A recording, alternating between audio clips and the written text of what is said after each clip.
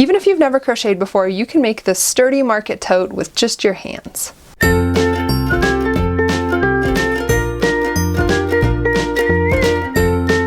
You can put your hooks away for this one because all we're going to need is some Lion Brand Fast Track yarn and our fingers.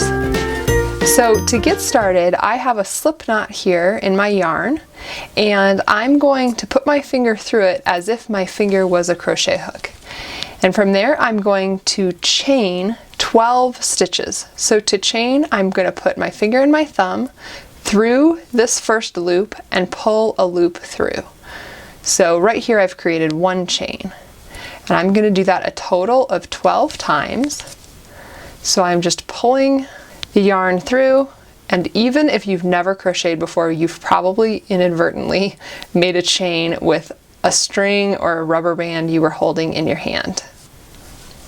Now while I'm doing this, I'm taking care to make my loops sort of small so that the bag doesn't have big gaping holes in it. And the way I can tell here that I have 12 chains is I'm looking at each one of these little bumps on the bottom, and that is each individually one chain. So I have 12 of those here, and I am going to put this loop back on my right hand because I am right-handed, and my left hand is going to hold the working yarn right here, just like it would if I was regular crocheting. So from here I'm going to work into the second chain from my finger. So that is this one right here, and I'm going to put my finger through that hole and use it to grab the yarn. This is called my working yarn. I'm going to grab a loop of that, so now I have 2 loops on my finger. And from there I'm going to put my thumb through so that I can grab the working yarn and pull it through both loops that are on my finger. So from here I've just created a single crochet, and I'm back with 1 loop on my finger, so I can move on to the next chain here. It's right here, and I'm going to put my finger through that hole, grab the yarn and pull it through. And now I have 2 loops on my finger. Once again, I'm going to use my thumb and my pointer finger to grab that yarn and pull it through. And I'm just going to continue like this. I'm working into each chain stitch and doing 1 single crochet as I go. You'll notice, again, just like I did in the chain, I'm trying to keep my loops fairly tight on my finger. Not so tight that I can't get my thumb through, but tight enough that the resulting stitches don't have huge holes in them to make a bag that will be way too stretchy. And I'm just going to continue like this until the end of my chains. So I should end up with a total of 11 single crochet stitches. Now the way that I can count my single crochets here is I'm looking at the top of this row, and I'm looking at each V is 1 single crochet stitch. So you can kind of see those 2 strands of yarn look like a V. So I have 1, 2, 3, 4, 5, 6, 7, 8, 9, 10, 11. And that is the beginning of my tote bag. So at the end of each single crochet row, I am going to chain 1. And to do that, it's the same thing we did at the very initial foundation row. So I have my finger through here, and I'm going to use my thumb to just pull the yarn through, and I have 1 chain, and that's what helps elevate the yarn to the height of the next row. So keeping it on my finger here, I'm going to turn everything around, and I'm going to work back in this direction. So if you think crocheting is a little bit like working a typewriter or something, except for you're going, if you're right-handed, in the other direction. We're always just going right to left, right to left, right to left, and we build rows upon rows. So for row 2 of this bag, we are going to be working 2 single crochet stitches into the first hole here. So that is just like we did before with a single crochet, where I insert my finger in the hole, grab the yarn, so I have 2 loops, grab the yarn again, and pull it through both loops. So I just created a single crochet there, and I'm going to do the same thing again, but instead of moving on to the next stitch, I'm going to do that 1 more time in this hole. So I'm inserting my finger, grabbing the yarn, having 2 loops, and then pulling my yarn through those 2 loops. So now I've just added 1 stitch to this row. If you think before I had 11 stitches, now I have 2 in here, so we're aiming for 13 stitches in this row because we're going to repeat that 2 single crochet in the last stitch here. And that's going to help our bag have a little bit of a taper at the bottom and then get a little bit wider toward the top. So I'm going to single crochet in each stitch across this row until I make it to that last stitch.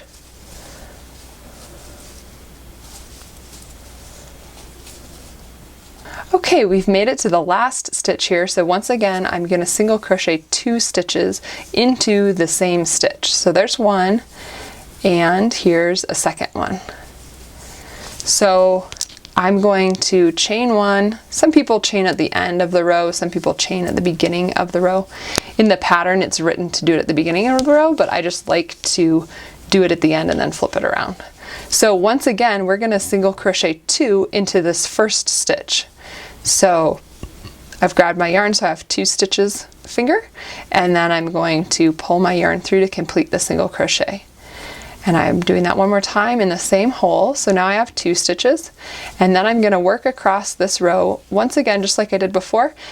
Okay, here we are at the last stitch, so I'm going to work 2 single crochets into that stitch, and we should have 15 total stitches now here at the end of row 3. For rows 4 through 7 of this bag, we are going to do the same thing we did for row 3. So we're going to put 2 stitches in this first single crochet hole, and then we're going to work all the way across and put 2 single crochet in the last hole. So at the end of row 7, you should have a total of 23 stitches across. And as you may have guessed, everyone's stitch size is going to be slightly different because everyone's hands are slightly different, and you can play around with how loosely or tightly you're holding your loops because that's going to dictate how stretchy or not your tote bag is. So one thing to keep in mind is that however tightly or loosely you choose to crochet the front of your tote bag, you're going to want to repeat that same tension on the back side so that both pieces of the bag are about the same size when it's time to sew them together. Alright, I just finished row 7 there, and now we're done increasing and making our bag taper out like this. So we need to work another 10 rows of single crochet in each stitch. So instead of increasing now, we're just going to single crochet in each stitch along the way, which should be 23 stitches in each row. And then at the end of row 17, we are going to switch colors and finish off the bag. Made it to the end of row 17 here, and so I'm on the last little loop I need to pull through of my final single crochet. And I'm going to switch now to my go-kart green color and finish up the single crochet. The last loop I'm going to pull green through because that's going to ensure a smooth transition with the green stripe. So I'm tightening that down a little bit, and it's your choice whether or not you tie these 2 ends together or not. I'll probably tie them just because this is a bag and I want it to be sturdy. But then I'm going to chain 1 with the green and flip this around. And from here I'm going to work a total of 8 rows of green just in regular single crochet. So we're not increasing or decreasing at all here, we're just working a single crochet in each stitch for a total of 8 rows of green. And when we finish that up, we're going to be able to fasten our yarn off because we will be done crocheting and we'll just be ready to sew our bag together. Okay, now as I'm coming up on my last stitch of the 8th row of green, I'm just going to trim my yarn. I didn't keep mine very long, but it would be a good idea to keep a long enough tail that you could sew this section. But I'm going to just pull this tail right through those last 2 loops, and that's how you finish off a piece of crocheting. So our next step is going to be to attach the handles. To add the handles, I have 3 pieces of yarn that are 50 inches long each, and I'm going to thread the first one into the 3rd stitch from the edge, and then I'm going to do the same on the other side. So now I will have created the first handle loop, and I'm going to tie this off right around the height that I want my handles to be. So since I have already worked the other side of the bag, I'm going to measure them and make sure that the handles are about the same length. And then I'm going to just tie this in a double knot like that. Now I'm going to repeat that process 2 more times using the 4th and the 5th stitch from the edges. And as I do this, I am going to try my best to keep each handle strand about the same height so that they're even when I connect all 3 together. Once I have all 3 strands tied on, I'm just going to snip these extra lengths, leaving a couple inches, probably about 3 inches for each tail. So I've just trimmed that down a little bit. And now I'm going to tie the ball of yarn. I'm going to tie it on here, sort of flattening out these straps so that they look pretty organized. And once again, I'm just going to tie a double knot, and this is going to be attaching the yarn that I use to single crochet over the handle straps.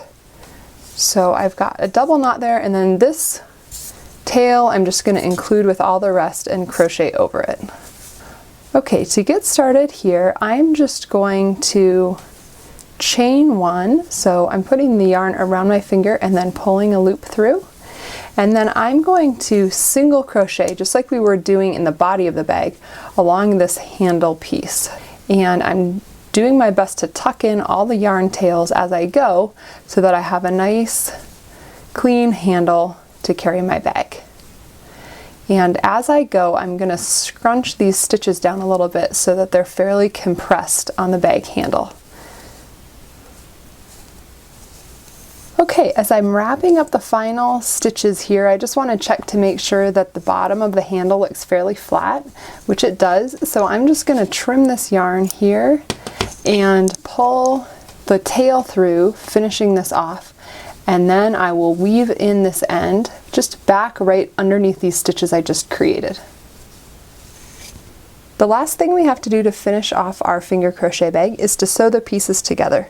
So I've pinned the 2 pieces together using safety pin stitch markers, just taking care to make sure that the stripes line up, the handles, all the pieces kind of line up, the edge at the bottom. And I'm using one of the strands that was left over from when I fastened off at the top. And I'm going to kind of do a version of the mattress stitch here, where I'm just going back and forth to seam these 2 pieces together. So once I get to the end of the green section, I'm just tying a knot in with one of the strands that was left over, and then I'm going to weave in my end and switch to gray yarn to sew around the entire bottom of the bag.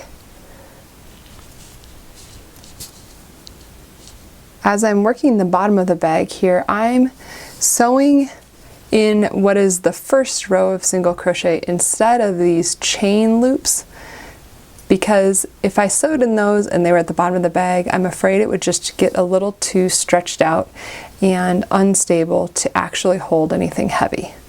So I'm working in that single crochet, and then these extra chain stitches are just going to be inside the bag when we turn it inside out.